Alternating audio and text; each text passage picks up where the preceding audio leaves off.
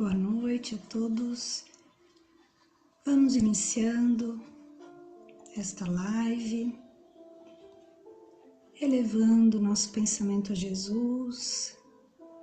Vamos fechando os nossos olhos e vamos pensando em Jesus, agradecendo por tudo. Vamos nos acostumando a agradecer sempre mais, mesmo que tenhamos alguns problemas. Mas nós podemos perceber sempre que tem muito mais para agradecer. Senhor Jesus, nosso Mestre, nosso amigo, nós te pedimos, derrame sobre nós as tuas bênçãos. Nós aguardamos, Senhor, o teu amor. E nós desejamos, Senhor, aprender as tuas lições. Que a tua luz ilumine os nossos pensamentos e o nosso caminho. Que assim seja. Ok. Bom, hoje nós vamos estudar, nós vamos falar um pouco sobre as provações de Jesus no deserto. Todos nós já ouvimos falar disso, né? Que Jesus recebeu tentações, provações, mas nós temos tanto a nos questionar sobre isso, porque Jesus, ele foi encarnado aqui entre nós, um ser espiritual muito mais elevado do que qualquer um de nós. Então, como é que nós podemos entender que Jesus foi conduzido a receber tentações? E por que isso tudo aconteceu? Então, vamos entendendo que no Antigo Testamento existiram muitos profetas que falavam da vinda de Jesus e falavam algumas questões específicas, alguns acontecimentos específicos. E Jesus, conhecendo tudo isso, ele próprio se colocava a cumprir o que as profecias haviam dito a respeito dele, como foi o caso do batismo, que João, o evangelista, antes mesmo já fazia essas predições e batizava no Rio Jordão. E Jesus, quando chegou o seu tempo, mesmo que os dois já se conheciam, né? João e Jesus se conheciam antes, mas João não havia identificado que Jesus era o mestre. Mas ele sabia, porque ele tinha mediunidade, e ele tinha recebido orientações nesse sentido, de que o mestre, quando viesse, ele saberia, ele tinha sido avisado como ele poderia identificar. Então, como aconteceram essas previsões, ou como foi dito já antes, que Jesus seria batizado por João Batista, então o que aconteceu? Jesus se colocou à disposição disso, né? Jesus nunca batizou ninguém, mas Jesus se permitiu ser batizado. E foi naquele momento, então, quando Jesus levanta da água, ele levita acima da água e Deus se manifesta falando, enfim. Então, foi depois disso, nós podemos falar sobre isso num outro momento, também num outro dia, como é que foi esse batismo, como que aconteceu tudo, as manifestações também que ocorreram. Mas foi logo depois que Jesus foi batizado por João Batista no Rio Jordão, que então Jesus foi conduzido ao deserto e lá ele sofreu essas tentações. Mas antes da gente falar essas três provas ou tentações que Jesus sofreu, nós vamos entendendo um pouquinho de o que era considerado essa tentação.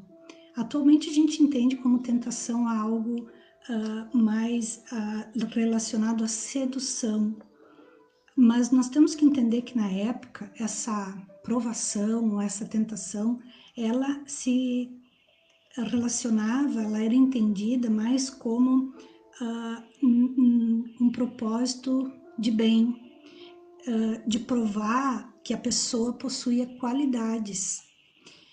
Claro que também existia essa ideia contrária, que uma pessoa não passando na prova, ela mostraria as suas fraquezas e que poderia também ser considerado como uma armadilha. Hoje a gente pode entender também que uma tentação pode ser uma armadilha, mas na época também tinha esse outro lado, que essa tentação também seria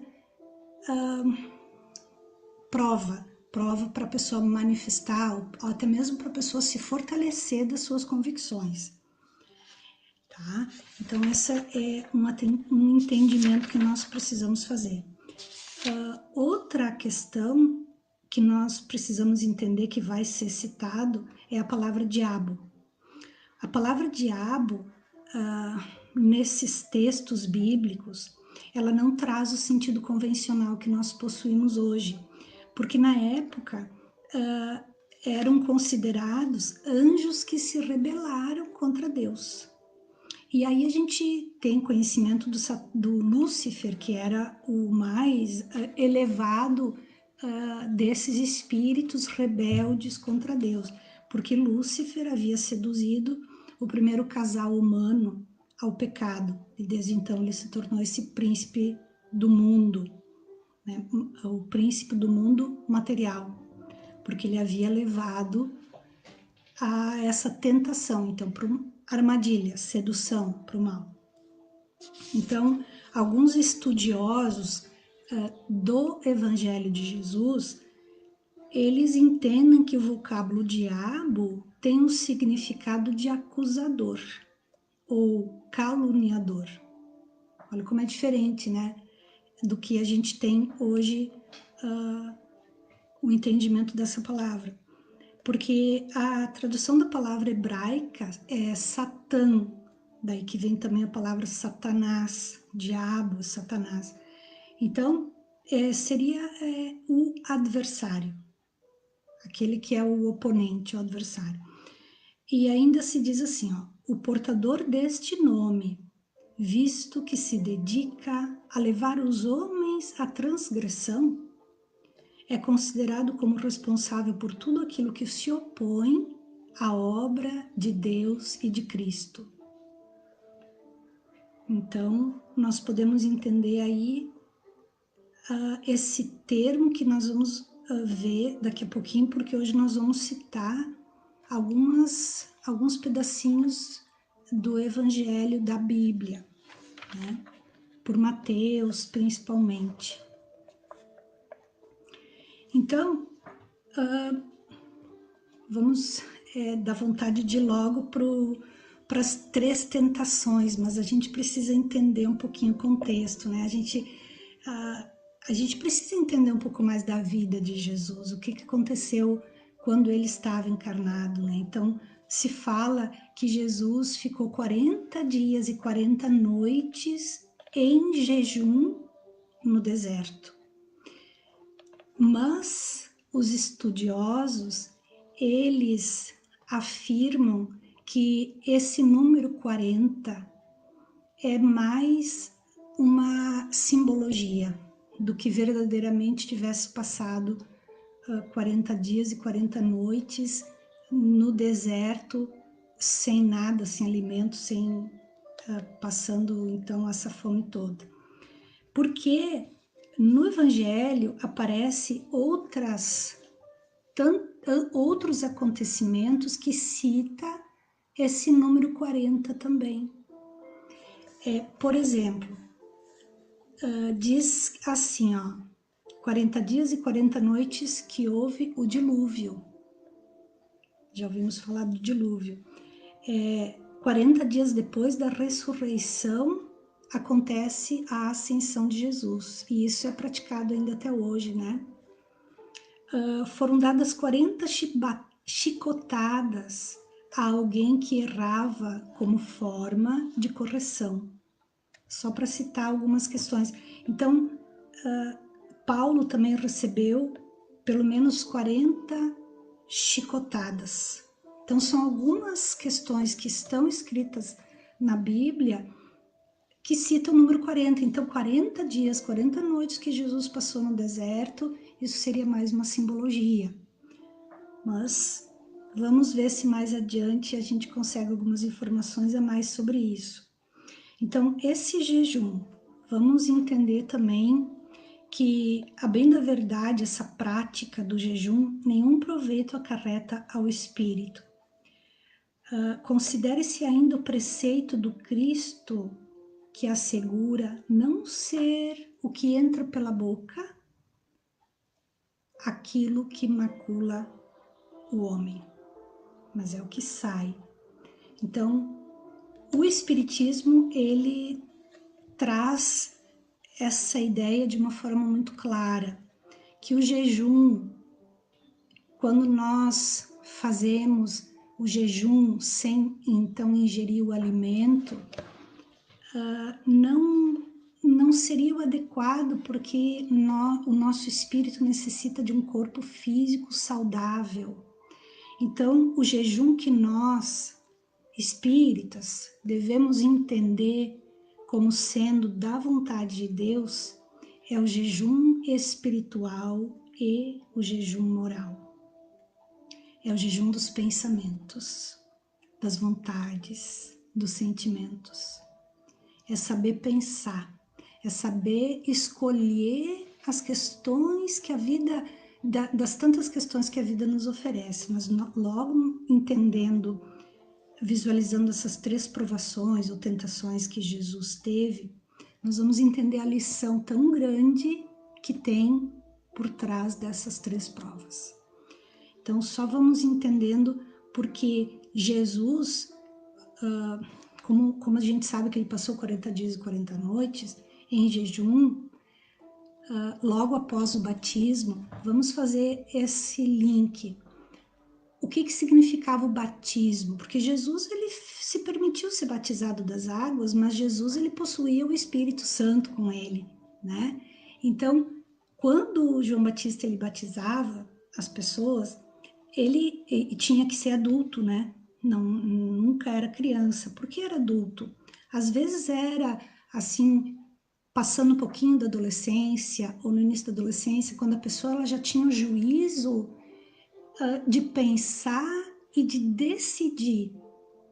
O batismo nas águas que João Batista fazia era para aquela pessoa, tanto que ele fazia questionamentos, era para aquela pessoa que estava disposta a deixar o que passou para trás e a partir daí se tornar uma nova pessoa, no sentido de ser bom, no sentido de seguir o que Deus ensinava, né?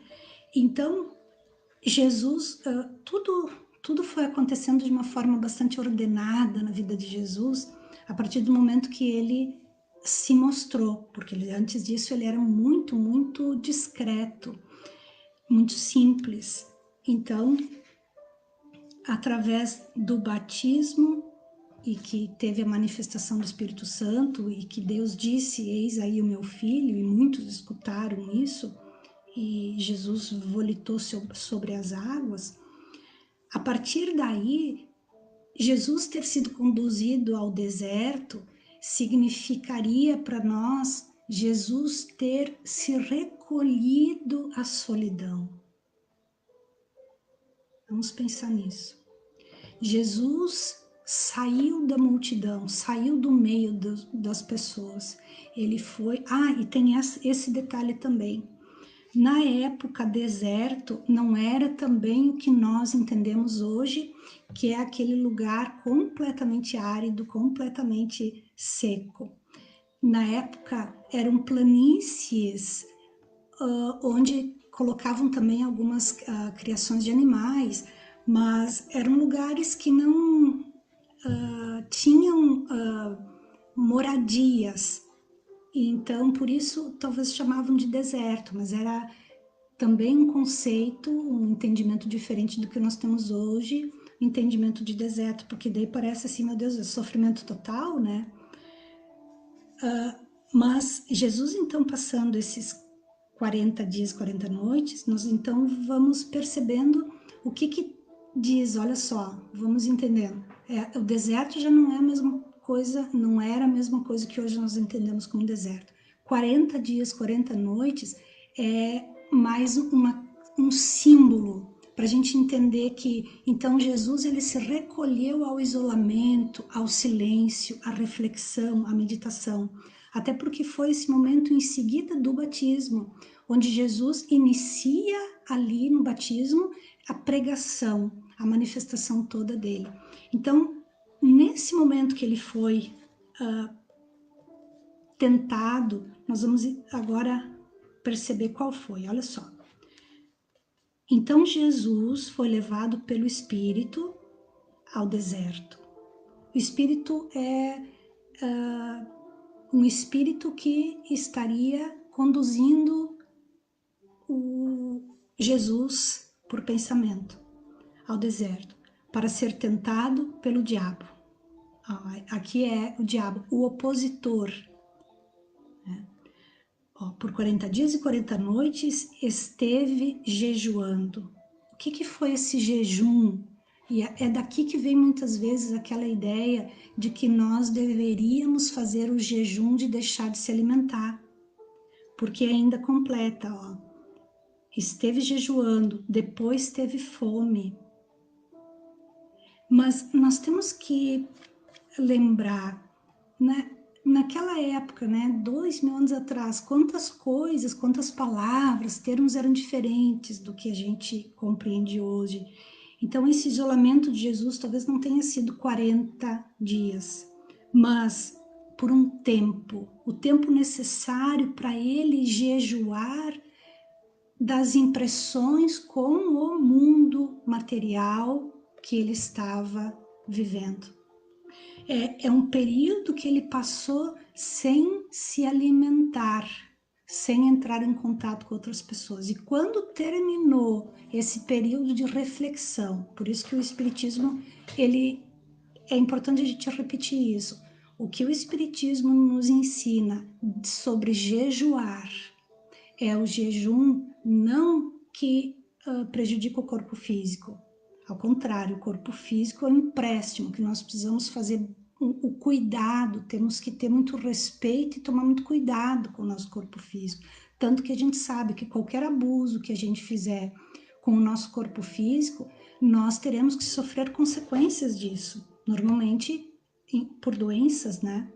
E então, esse jejum é o jejum espiritual e moral. Pensamento, sentimento, ideias, objetivos. É aquele momento de refletir, tomar consciência de si. Então, no momento que Jesus terminou aquilo ali e que ele sentiu fome, o que é esse teve fome? Pode ser que ele sentiu vontade de entrar novamente em contato com outras pessoas, só que aí o que aconteceu? Então, assim está escrito no Evangelho segundo Mateus. Então, aproximando-se o tentador, aqui já está escrito tentador, não mais o diabo. Então, aproximando-se o tentador, disse-lhe: se és filho de Deus, manda que estas pedras se transformem em pães. Essa foi a primeira tentação. O que significa isso? Porque a gente escuta, já escutamos isso tantas vezes. Jesus foi tentado. O que significa? Porque a gente sabe que Jesus transformou água em vinho, Jesus transformou, fez os peixes se reunirem durante uma pesca. Jesus tivemos um problema que demorou para se resolver e tomou um bom tempo do nosso tempo, né, disponível. Vamos ver se mais alguém entra. Voltou. Sim. Eu acho que era um problema no próprio Face, porque tentamos, eu acho que umas 10 vezes, né? Mas enfim, vamos ver então o que a gente consegue agora, porque nós temos 8 minutos pela frente. Seria bom eu agora dar uma resumida para vocês sobre essas 3 tentações de Jesus, né? Talvez um encontro que vem entrar em detalhes, porque eu tenho separado este livro do Chico Xavier, Fonte Viva. Este livro, ele faz parte de uma coleção chamada Fonte Viva, onde tem também este livro, Caminho, Verdade e Vida. Esses 2 livros aqui, eu separei um texto de cada um. Por quê? Porque esses 2 livros são fantásticos. Quem quer dar uma estudada no Evangelho de Jesus, Emmanuel, através das mãos do Chico Xavier, ele estuda, ele escreve sobre cada frasezinha do Evangelho. É muito lindo. Então ele fala sobre justamente essas tentações que Jesus sofreu, mas trazendo o entendimento para os nossos dias atuais. Então, a primeira tentação que Jesus sofreu, eu vou tentar resumir, não vai dar para a gente ir assim mais fundo. Vamos lembrando que o tentador, o opositor, então falou isso para Jesus: se és filho de Deus, manda que estas pedras se transformem em pães. E Jesus respondeu: está escrito, não só de pão vive o homem, mas de toda palavra que sai da boca de Deus. O que ele quis dizer com isso? Que não é só da matéria que nós necessitamos, não é só do alimento que entra pela boca, mas nós precisamos daquilo que Deus diz, dos ensinamentos de Deus. É disso que nós precisamos para viver. Claro que Jesus não teve dificuldade em passar por isto, mas com Jesus encontraremos sempre o acréscimo de forças morais para vencer as vicissitudes da vida, independentemente da forma como estas se apresentam a nós. E aí Emmanuel aconselha a termos deste livro Fonte Viva. Então eu vou passar só uma partezinha, eu gostaria de passar para vocês ler um pouco mais. Sobre esta frase, nem só de pão viverá o homem, nem só de pão vive o homem, foi a resposta que ele deu, e fazendo o opositor sair dessa tentativa. E Emmanuel aconselha: apliquemos o sublime conceito ao imenso campo do mundo. Ao imenso campo do mundo. E aí ele diz: bom gosto. Eu preciso resumir, né? É uma pena, mas bom gosto, harmonia e dignidade na vida exterior. Tudo isso da vida exterior constitui para nós, encarnados, um dever. Mas nós não podemos nos esquecer da pureza, da elevação e dos recursos sublimes da vida de dentro, interior, com que nos dirigimos para a eternidade. Então, esta primeira tentação está nos trazendo nosso dever diante do mundo material, diante das necessidades do nosso corpo físico. Então, nós somos capazes de deixar uma necessidade imediata deixar para depois, para antes disso buscar a palavra de Deus? Porque antes da gente buscar qualquer satisfação fisiológica, nós temos que buscar Deus dentro de nós. Mas ao mesmo tempo, Emmanuel nos traz esse conselho de que todas essas questões com a matéria, com o mundo exterior, com o nosso corpo físico, a aparência, tudo isso é um dever nosso que estabeleçamos o bom gosto, a harmonia e a dignidade. Mas, antes disso, devemos lembrar daquilo que nos conduz à eternidade. Vamos adiante. A segunda provação que Jesus recebeu. O diabo levou Jesus até a cidade santa. Então, olha como é que é interessante. Ele passou no deserto e o diabo foi levando ele, né? Em vários lugares, em 3 lugares. Ó. Levou a cidade santa e o colocou sobre o pináculo do templo e disse a ele: se és filho de Deus, atira-te daí para baixo. Porque está escrito, olha, o tentador disse para ele o que estava escrito. Porque está escrito, ele dará ordem a seus anjos a teu respeito, e eles te tomarão pelas mãos para que não tropeces em nenhuma pedra. Então a tentação era essa. Se ele tinha o poder em suas mãos de receber que os anjos o conduzissem para que ele sequer tropeçasse numa pedra, então ele poderia mostrar que ele era filho de Deus, se jogando lá de cima do pináculo, e pediria então que os anjos fossem carregar ele. Bom, novamente nós chegamos numa questão de interpretação. Onde é que fica esta interpretação? Vamos adiante. Jesus respondeu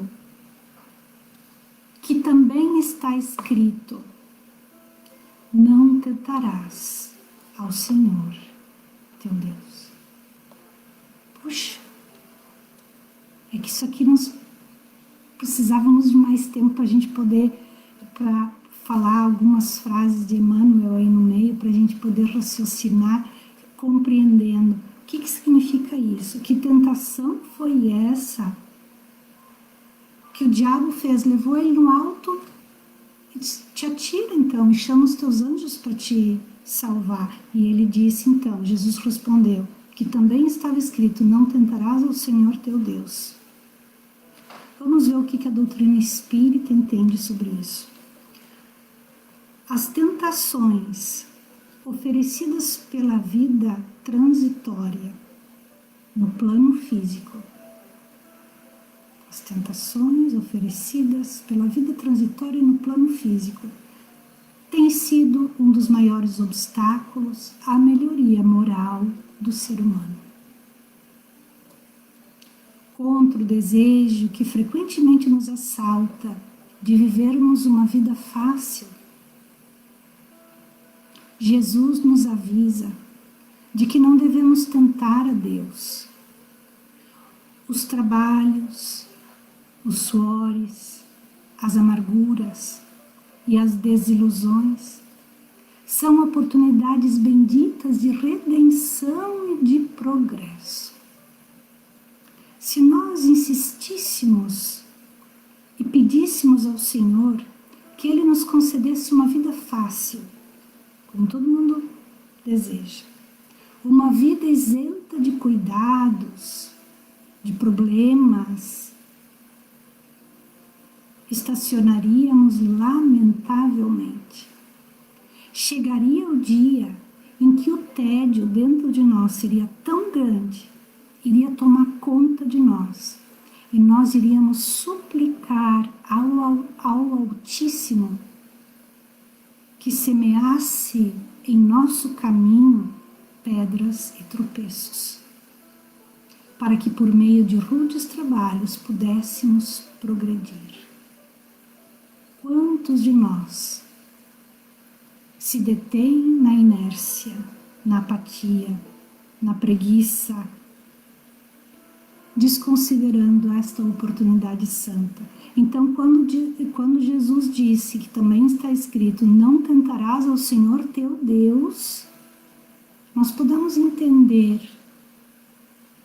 que a nossa lamentação diante das adversidades, a nossa preguiça diante do trabalho, a nossa insistência na ociosidade, se caracteriza como uma tentação ao Senhor Deus, como uma afronta, como um desrespeito a Deus. Olha, então são 3 ensinamentos muito grandes que nós podemos refletir mais adiante. Eu acho que na semana que vem a gente pode verificar o que o Emmanuel falou sobre cada um desses momentos de provação, desses ensinamentos que Jesus nos deixou. Imagina para que os seus discípulos trouxessem escrito essas tentações, é necessário que nós as estudemos para o nosso próprio bem, para que a gente possa trazer isso para a nossa vida. Então, não adianta a gente só saber o que aconteceu. Jesus, passou isso. Vira teoria dentro de nós. Nós precisamos saber que Jesus, ele veio para ser o nosso mestre, para ser o exemplo. Então, nós precisamos trazer isso para dentro de nós. Então, de que maneira que nós, muitas vezes, estamos sendo opositores? Como ele estava dizendo aqui, quem é o entendimento que eles faziam do diabo, né? O diabo, o opositor, é aquele que vem tentar, aquele que vem testar, aquele que vem trazer uma prova.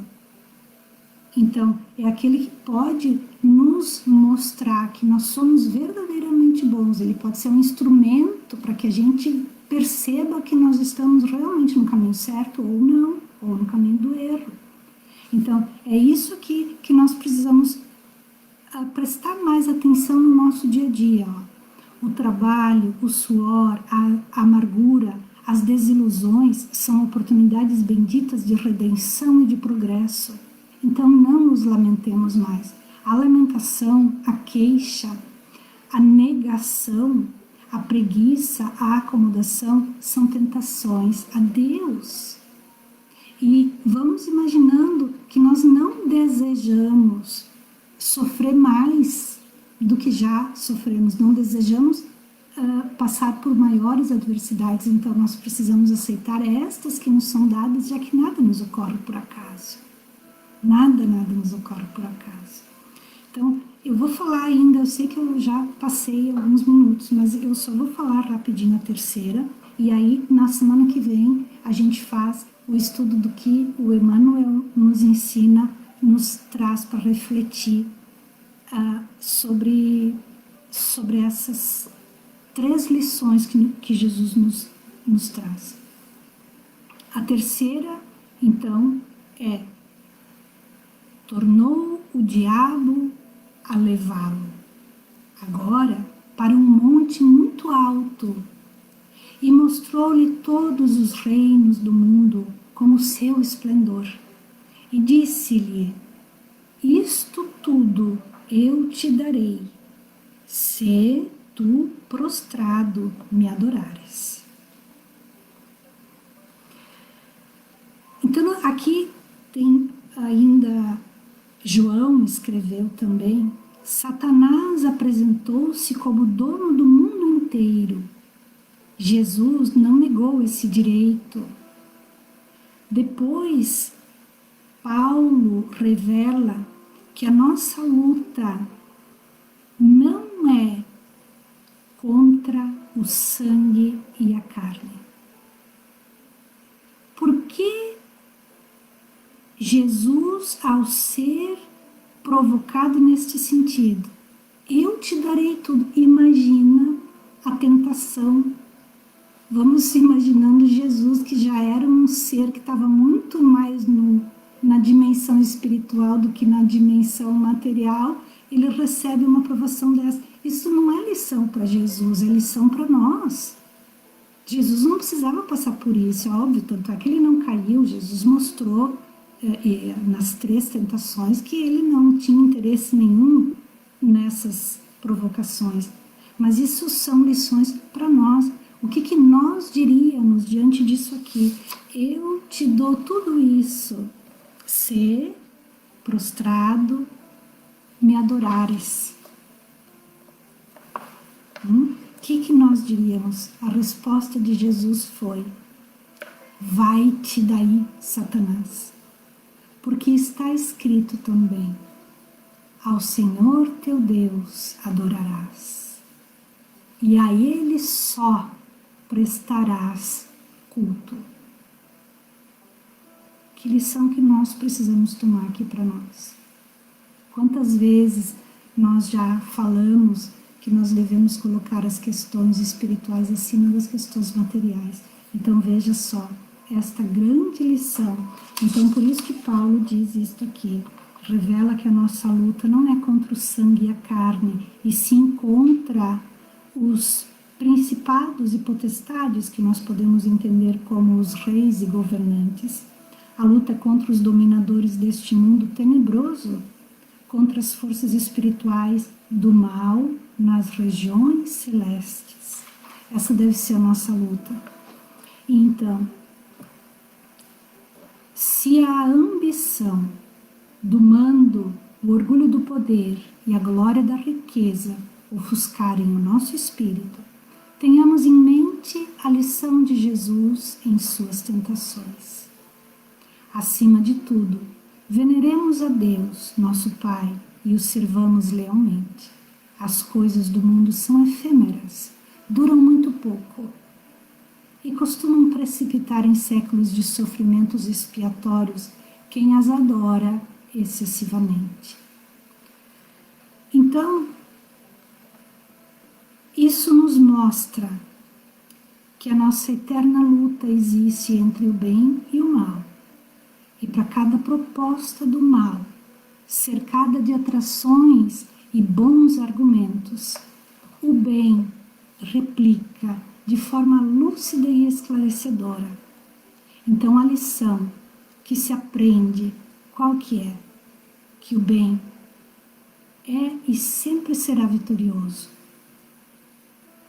Então nunca é demais a gente recordar que bem é tudo o que é conforme a lei de Deus, e o mal é tudo o que dela se afasta. Então, fazer o bem é proceder de acordo com a lei de Deus. Fazer o mal é infringir essa lei. Para sermos felizes, nós precisamos entender o que significa bem e o que significa mal. Mas então, na próxima segunda-feira, nós vamos aprofundar esses estudos com os conselhos, com as palavras do Emmanuel. Então, nós encerramos hoje, já passando o tempo, com esse pequeno problema que tivemos no meio.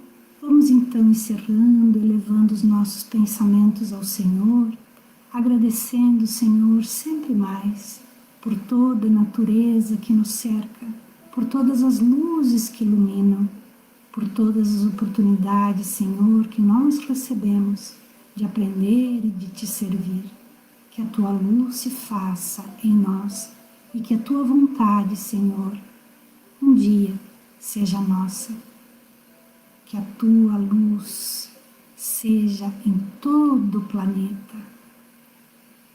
Que assim seja.